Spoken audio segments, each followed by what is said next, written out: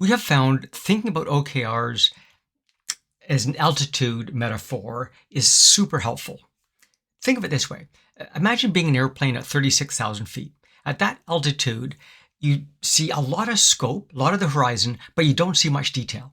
Think of that as the executive level. They see a broad scope across the organization. They can see significant strategic issues, but they can't see all the details.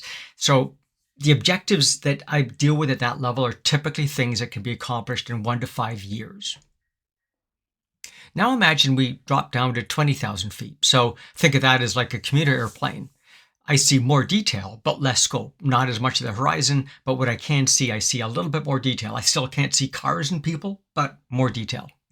So think of that as sort of the departmental level, the next level down, where you can see in what you might think of as operational detail, but that's linked to the strategic context. The objectives here can be accomplished in 1 to 5 quarters, metaphorically. Then I go down to 10,000 feet. Think of that as like a small private airplane. And in that, I see even more detail, but less scope. Think of this as maybe the team or group level where you can see tactical level activities. The context I see is departmental, not strategic. And the objectives typically can be accomplished in a shorter time period. Again, let's say 1 to 5 months. And then finally, you can drop down to ground level. So think of that of you can see a huge amount of detail, but not a lot of broader context.